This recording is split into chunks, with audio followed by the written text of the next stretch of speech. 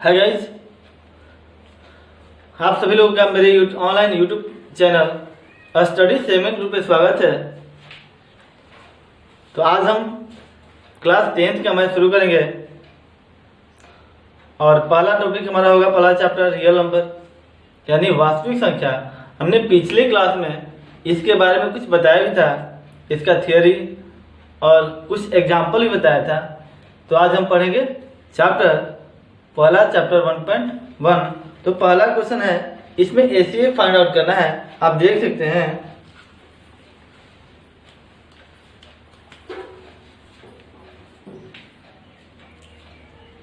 पहला क्वेश्चन, इसमें ACF find out करना है।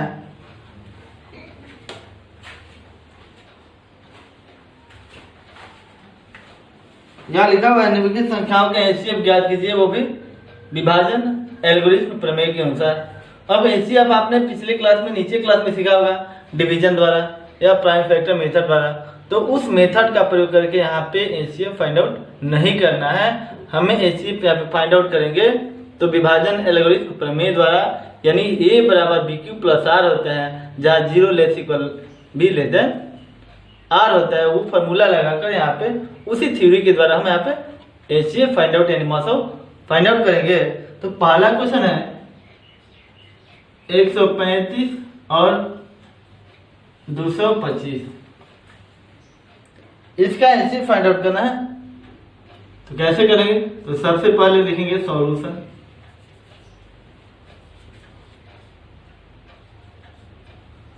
अब इसका एसीएफ फाइंड आउट करना है तो बड़ा वाला संख्या जो होता है इधर लिखते हैं 225। इसमें एक फॉर्मूला होता है, या ऐसे लिख सकते हैं विभाजन एल्गोरिथ्म प्रमेय से।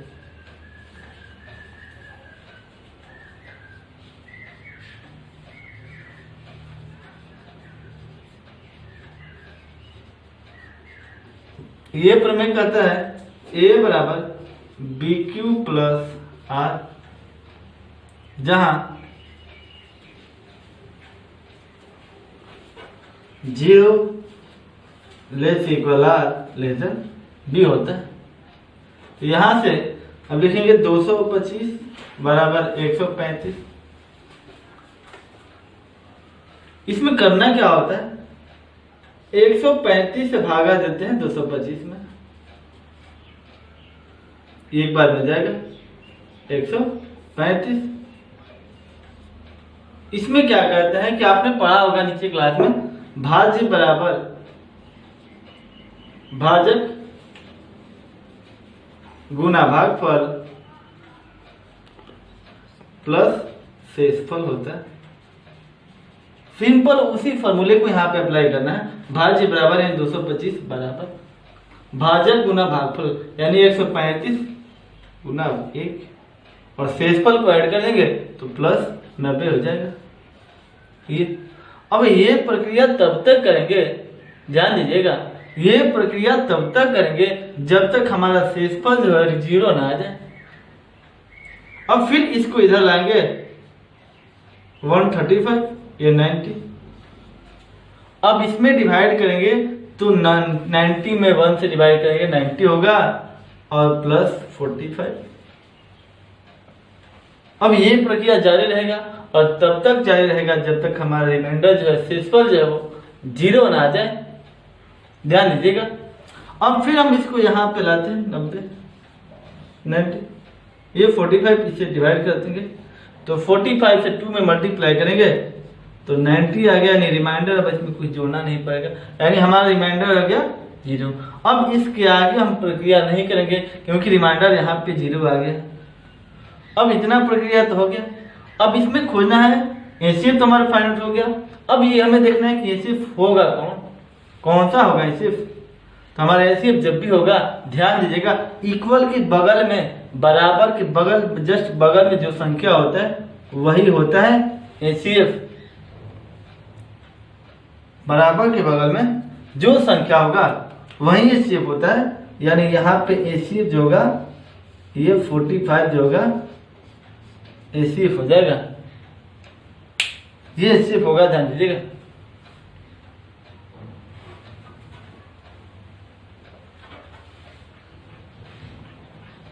तो यहाँ पे लिख देंगे अतः 135 और 225 का मौसम या HCF कुछ भी लिख सकते हैं बराबर 45 आंसर होगा। ऐसे HCF फाइंड आउट करेंगे। एक और देखते हैं नंबर बी।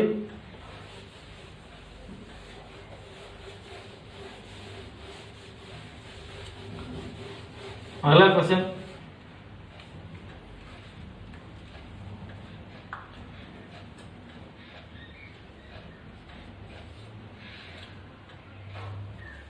यह 196 और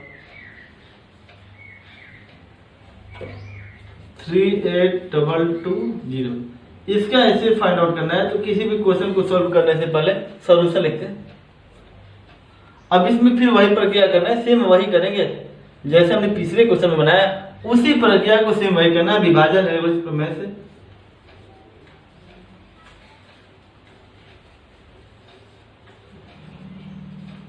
विभाजन एवरेज प्रमेय से ये प्रमेय कहता है A बराबर BQ प्लस R, जहां 0 less equal R less than B होता है।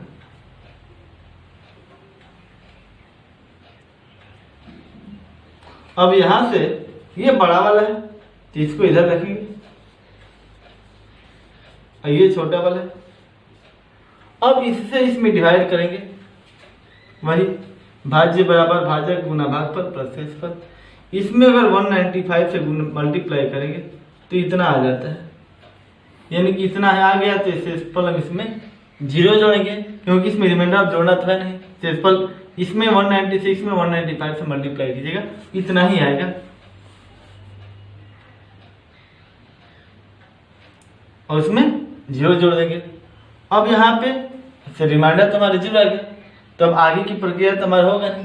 तो यहाँ पे अब अगर HCF फाइंड आउट करना हो तो क्या करेंगे, तो HCF फाइंड आउट करना हो तो सबसे पहले हम देखेंगे कि बराबर के बगल में दाहिने साइड में कौन सी संख्या है, वही संख्या जो होता है वो HCF होता है।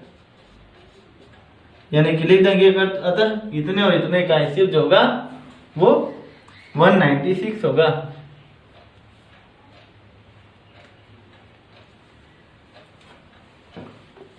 अगला क्वेश्चन देखते हैं।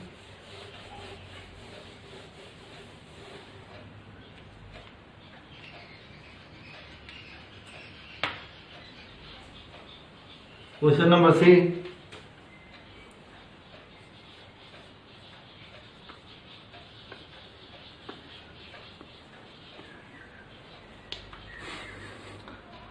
और 867 और 255 का HCF फाइंड आउट करना है।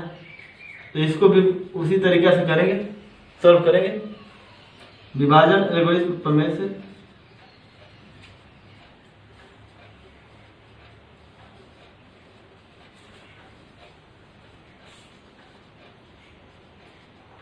ये कहता है A बराबर BQ प्लस R, जहां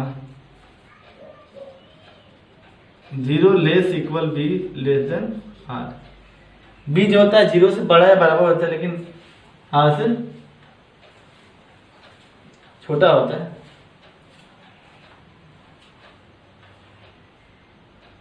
less equal R less than B होगा। रिमाइंडर जो होता है 0 से बड़ा होता है या बराबर होता है, लेकिन B से छोटा होता है। अब यहां देखते हैं बड़ा वाला संख्या इधर लिखेंगे 255। अब इसमें क्या करेंगे, इससे इसमें डिवाइड करते हैं। तो ध्यान दीजिए 255 में 255 से 867 में डिवाइड करेंगे, ये 3 बार में ले जाएंगे, इतना हुआ। अब माइनस करेंगे 102 है, यानी कि इसको इसमें मल्टीप्लाई करेंगे, यानी कि इंटू 3 प्लस 102। ये प्रक्रिया हमारा रिमाइंडर तो 0 आया नहीं, तो फिर आगे की प्रक्रिया यही करेंगे। अब इसको हम यहाँ पे लिखते हैं और इसको यहाँ पे लाएंगे 102।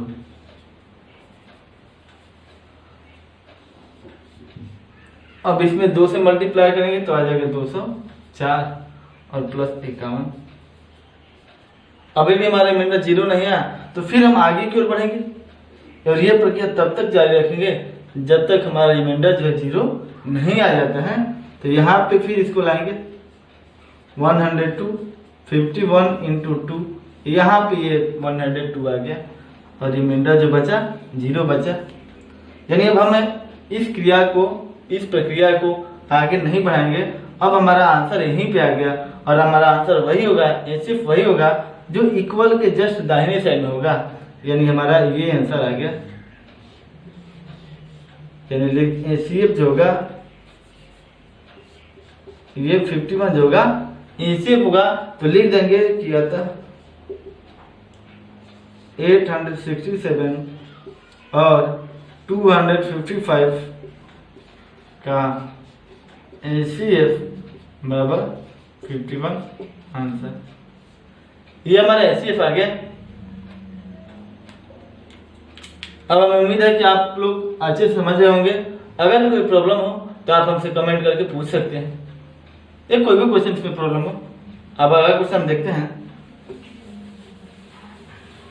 Question number 2।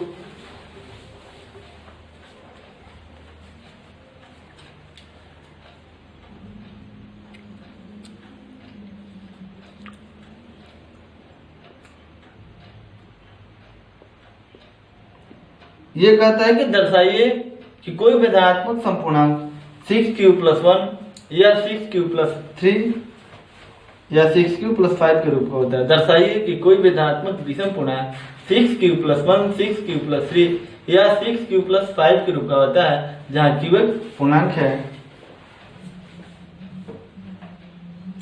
तो यहाँ पे सबसे पहले हम सॉल्यूशन लिखेंगे।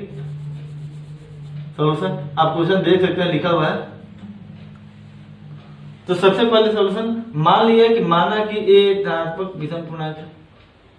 माना कि a एक धनात्मक पूर्णांक है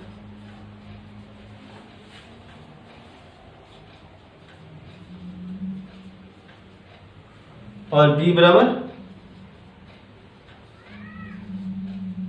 6। अब जितने q को दर्शाने के लिए कहेगा 6q+1 है तो q जो है 6 है। यानी कि जितने q होगा 3q पूछे 3q+1, 3q+5, तो जितने q होगा उतने b हो जाता है। तो यहाँ पे हो जाएगा b बराबर 6।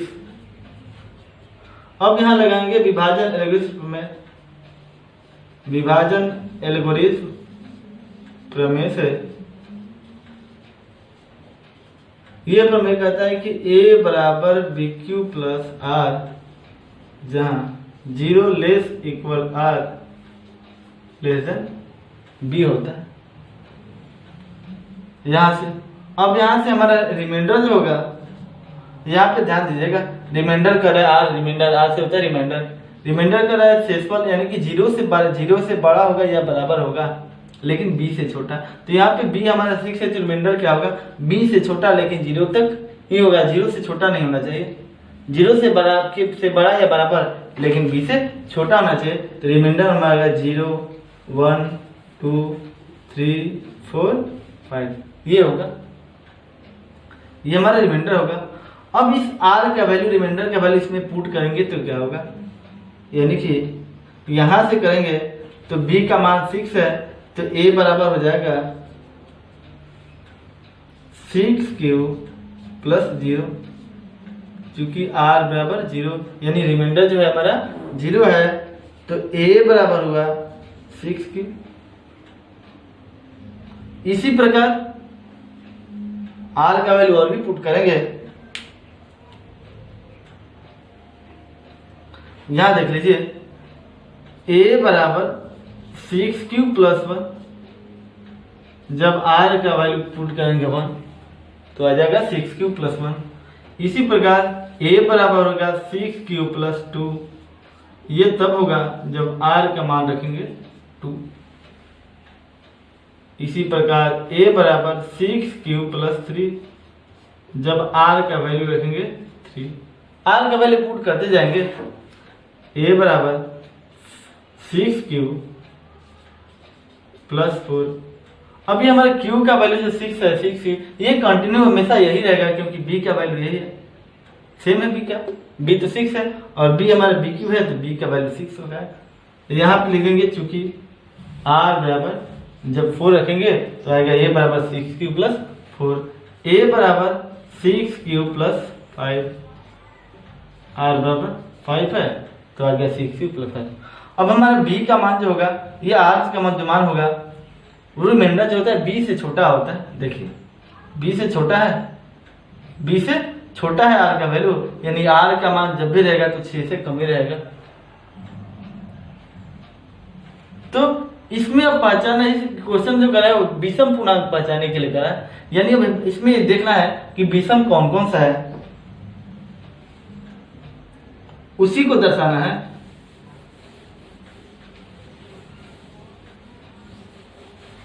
तो आप देख सकते हैं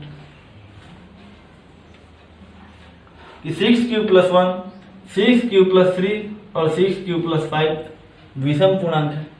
तो यहाँ ये लिख देंगे कि चूंकि हम जानते हैं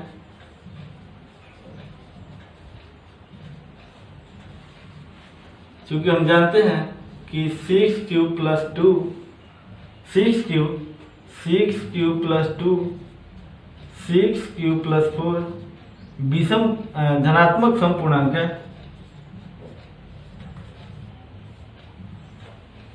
धनात्मक समपूर्णांक है और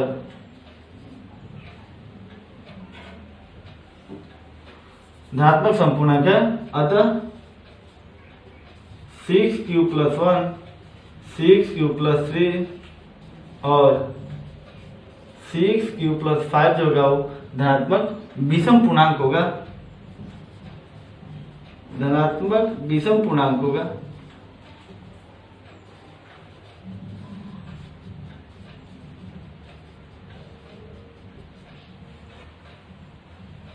अतः हम कह सकते हैं कि किसी भी धनात्मक विषम पूर्णांक को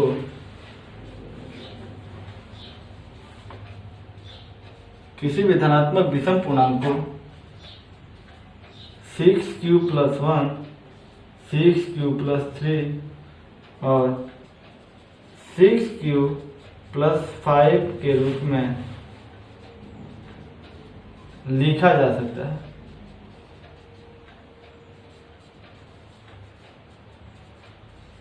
ये वो मतलब ऐसे हम बना सकते हैं। अगर यही क्वेश्चन पूछे कि दर्शाइए कि किसी भी धनात्मक 6q किसी भी धनात्मक समपूर्णांक को 6q, 6q + 2, 6q + 4 के रूप में लिखा जा सकता है, तो यही हम यहाँ पे उल्टा सेम वही कंडीशन होगा, बनाएंगे उसी तरीके से। बस अंतर यह है कि यहाँ लिखेंगे कि चूंकि हम जानते हैं कि 6q + 1, 6q + 3, 6q + 5 जो होगा विषम पूर्णांक है, अतः 6q, 6q + 2 और 6q + 4 जो होगा धनात्मक समपूर्णांक होगा।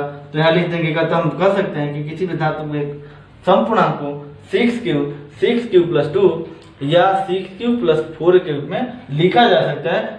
तरीका यही है, अंतर यह है अगर यहाँ पे 3q भी रहे तो सेम कंडीशन नहीं अप्लाई करेंगे, सेम मेथड यही होगा। अंतर यह है कि जहाँ पे 6q है वहां पे 3q होगा, जहाँ b का वैल्यू 5 है वहां पे b का वैल्यू 1 हो जाएगा, क्योंकि जब भी रिमाइंडर का मान होता है b का मान तो 3 हो जाएगा लेकिन रिमाइंडर का वैल्यू चेंज हो जाता है, b भी चेंज होता है रिमाइंडर का, b तो जितना q कहेगा उतना b हो जाएगा, लेकिन रिमाइंडर का वैल्यू उससे एक कम होता है। अगर मान लीजिए कि b का वैल्यू 5 हो तो रिमाइंडर हमारा 4 हो जाएगा, क्योंकि रिमाइंडर जब भी होता है और b से छोटा होता है, जस्ट एक ही छोटा होता है। अब ऐसा नहीं कि b 5 है तो r हमारा 3 हो जाएगा, ऐसा नहीं, b 5 है तो r का हमारा मान 4 होगा, यानी जस्ट थोड़ा सा कम होना चाहिए। तो सारा मेथड यही है, 3q कहे 2q कहे कुछ भी कहे, तो अगर 2q कहे तो b का मान 2 रख देंगे, रिमाइंडर का मान 1 रहेगा, और सिर्फ यही कंडीशन अप्लाई करके इसी तरह से बना लेंगे। अगला कुछ क्वेश्चन देखते हैं।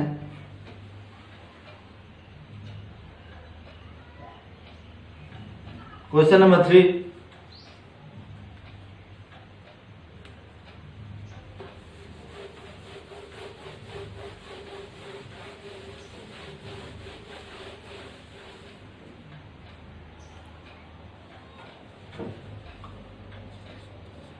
क्वेश्चन नंबर 3 कर रहा है किसी परेड में 616 सेनाओं की टुकड़ी है, उसको 32 सदस्यों वाले आर्मी बैंड के रूप में पीछे मार्च करना है बैठ के, और दोनों समूह को समान संख्या में रखना है। इस प्रकार के दोनों समूह में समान संख्या हो तो उन स्तंभों की अधिकतम संख्या ज्ञात कीजिए जिसमें वे मार्च कर सकते हैं। यानी कि ऐसा क्वेश्चन हो कि दोनों में मैक्सिमम पूछे, इसका एचसीएफ फाइंड आउट कर लेते हैं। तो आप यहाँ पे अगर यहाँ पे एचसीएफ कर रहे हैं तो यहाँ पे ध्यान दीजिएगा, ये तरीका नहीं कर रहा है कि आप विभाजन एल्गोरिथम प्रयोग का प्रयोग बनाइए, डिवीजन मेथड से बनाइए, भाग विधि से, या आप बनाइए फैक्टर मेथड से। तो आप यहाँ पे जो भी आपको मेथड लगे आसान उस मेथड से बना सकते हैं। लेकिन हाँ ध्यान दीजिएगा, अगर कहे कि विभाजन एल्गोरिथम का प्रयोग करके एचसीएफ फाइंड आउट कीजिए तो आप ध्यान दीजिएगा कि मेथड उसी का प्रयोग करेंगे, a बराबर बी क्यू प्लस आर ही प्रयोग होगा, कोई दूसरा मेथड नहीं प्रयोग करेंगे। लेकिन अगर कहे कि एचसीएफ फाइंड आउट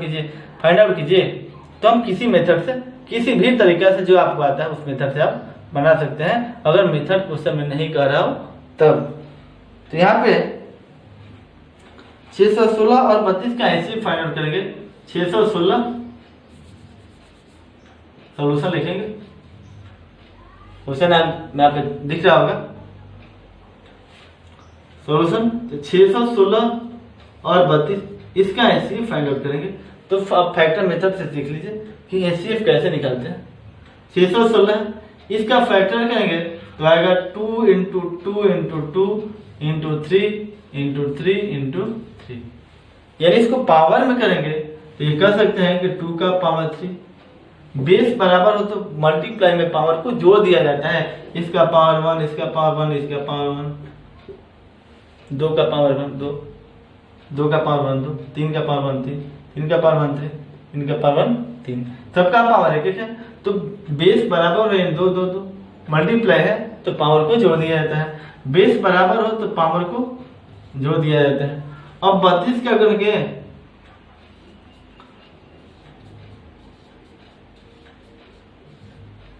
32 का फैक्टर हुआ। अब इसको पावर में तोड़ेंगे तो आ जाएगा 2 का पावर 5। अब एचसीएफ ये तो फैक्टर हुआ, ये तो काफी नीचे क्लास में पढ़ना है, 5 या 6 में भी पढ़ना है फैक्टर। अब यहाँ से ये समझना है कि एचसीएफ फाइंड आउट कैसे करेंगे। ये तो मेथड चेंज हो गया, ये तो विभाजन एल्गोरिथम प्रयोग है तो हमने पिछले पढ़ा था, अब हम यहाँ पे इसी तरीका से बना सकते हैं। ये तरीका आपका दूसरा है। ध्यान दीजिएगा, एचसीएफ का मतलब होता है कि सब में जो पावर कॉमन हो, सब में दोनों में जो पावर हो कॉमन उसी को लिखते हैं। यानी कि 2 का पावर 5 है, 2 का पावर 3 है, तो इसको हम ऐसे भी लिख सकते हैं 2 का पावर 2 और इंटू 2 का पावर 3। अब इसमें तो 2 का पावर 3, 2 का पावर 3 कॉमन है, तो यहाँ पे कॉमन ले लेंगे 2 का पावर 3।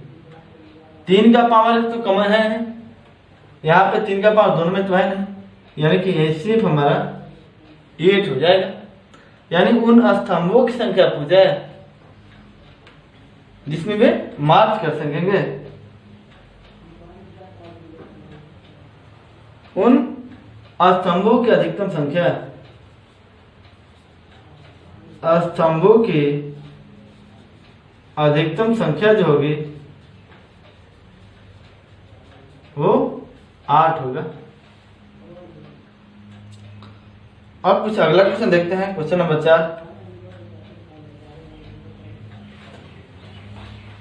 क्वेश्चन नंबर 4 देखते हैं।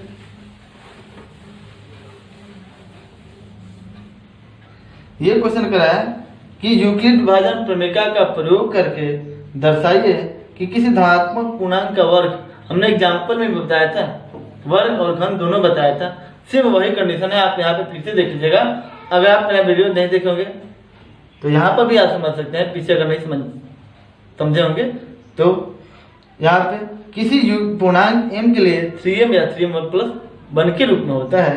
यहाँ पे संकेत दिया है, इसको दर्शाना है 3q+1 और 3q+2 के रूप में दर्शाना है।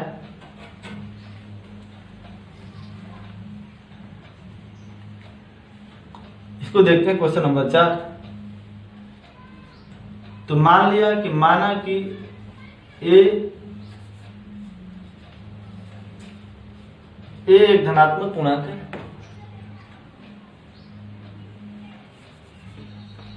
माना कि ए एक धनात्मक पूर्णांक है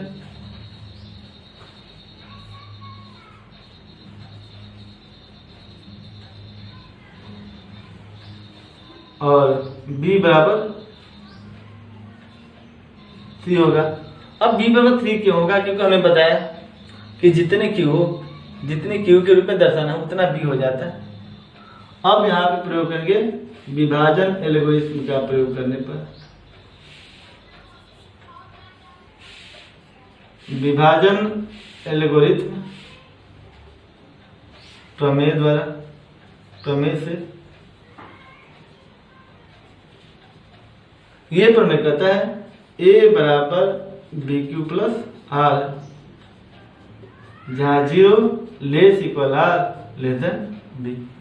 यहाँ पे b का वैल्यू पता है, अब r का वैल्यू क्या होगा वो देख लीजिए। तो r का वैल्यू जब भी होता है b से छोटा होता है तो r का वैल्यू होगा 0 1 2। r का वैल्यू हमारा यही होगा 0 1 2।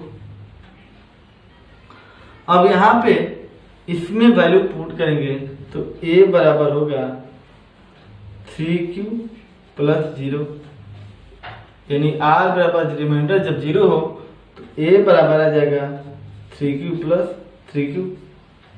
जब r का मान 1 रखेंगे a बराबर 3q प्लस 1, जब r बराबर रिमाइंडर हमारा 1 हो, और जब r का मान 2 रखेंगे तो आ जाएगा 3q प्लस 2। अब r का मान 3 नहीं रख सकते हैं क्योंकि r जो होता है b से छोटा होता है। अब क्वेश्चन में कह रहा है कि वर्ग करने पर, यानी इन सबको पुनः वर्ग करना है। अब इनका स्क्वायर करेंगे तो a बराबर हो गया 3q। अब यहाँ लिखेंगे दोनों तरफ वर्ग करने पर, दोनों तरफ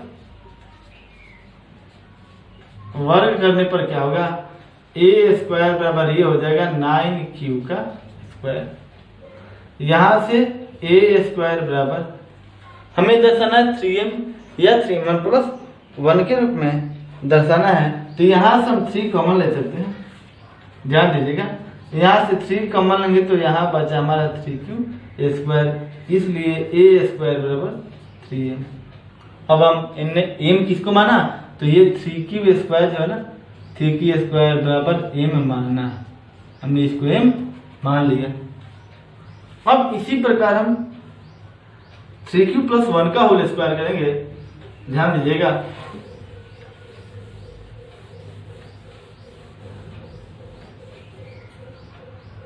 थ्री क्यू प्लस 1 का होल स्क्वायर करेंगे, 3q प्लस 1 बराबर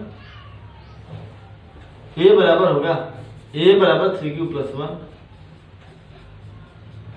अब दोनों तरफ वर्ग करने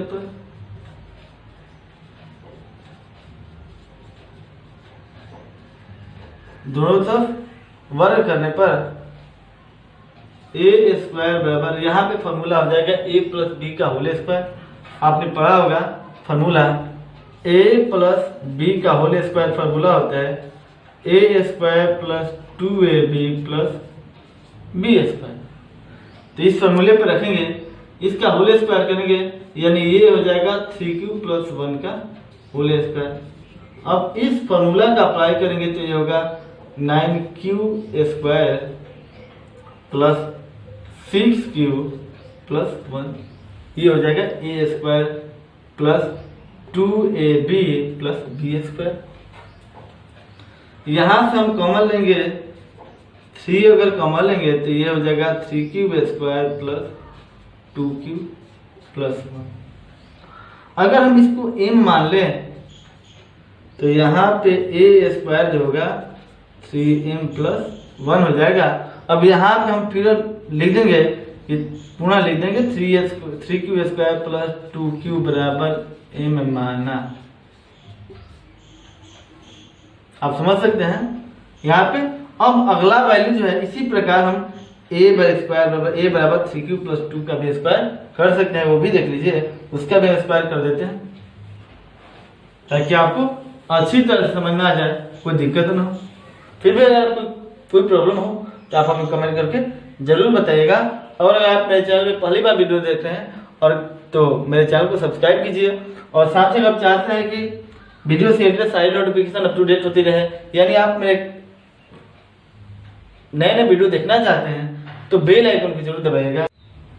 अब इसका भी लास्ट का स्क्वायर कर लेते हैं। ए बराबर 3q प्लस 2, ए बराबर 3q प्लस 2। अब दोनों तरफ वर्ग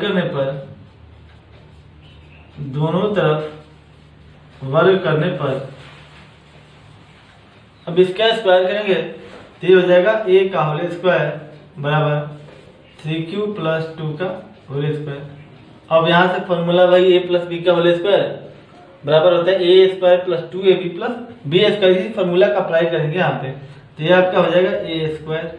जब बराबर हो तो बीच में बराबर हो तो वहाँ पे या का सिंबल देते हैं, या आप यहाँ पे या लिख भी सकते हैं ए स्क्वायर। अब यहाँ पे फॉर्मूला में ए स्क्वायर, तो पहले हो जाएगा ए स्क्वायर 9q का स्क्वायर प्लस 2ab, यानी हो जाएगा 2 में 3 से 6 इंटू 2 12, यानी 12 क्यूब, और प्लस बी स्क्वायर यानी 4 हो जाएगा। यहां से ए स्क्वायर, यहां से लिख सकते हैं इसको 9q square plus 12q plus 3 plus 1। यहां से हम ऐसे लिख सकते हैं, यहां से अब कॉमन ले लेंगे ए स्क्वायर, चूंकि हमें 3m या 3 प्लस 1 के रूप में दर्शाना है, तो यहाँ से 3 कॉमन लेंगे तो ये होगा 3q square plus 4q plus 1। अब इसमें ब्रैकेट कॉमन तो ले नहीं सकते हैं, तो ये ब्रैकेट के बाहर रहेगा, और यहाँ से हो जाएगा इसलिए ए स्क्वायर बराबर 3m प्लस 1। अब ये इसलिए होगा क्योंकि इसको हमने माना है, यहाँ लिख देंगे चूंकि 3q square plus 4q plus 1 बराबर m माना, इसको हमने m मान लिया। अब लिख देंगे कि अतः हम कह सकते हैं कि कोई भी धनात्मक पूर्णांक 3m या 3m प्लस 1 के रूप में, ये किसी भी धनात्मक पूर्णांक का वर्ग जो है वो 3m या 3m प्लस के रूप में होता है। यहाँ पे वो लिख देंगे कि अतः हम कह सकते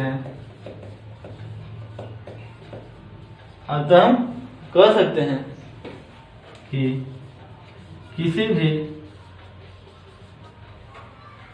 भी धनात्मक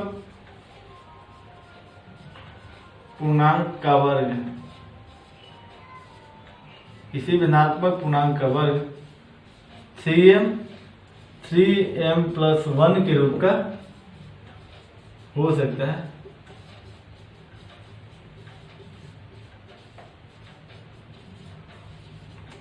ये हुआ। अब क्वेश्चन अगला देते हैं, क्वेश्चन नंबर 5। जो भी बनाएंगे ऐसा क्वेश्चन तो इसमें लिख देंगे, जो क्वेश्चन पूछेगा कि हमें इसके रूप में 2q के रूप में दर्शाना है तो नीचे लिखना पड़ेगा कि हम 2q के रूप में लिख सकते हैं। ये हर एक क्वेश्चन में ऐसा लिखना पड़ेगा।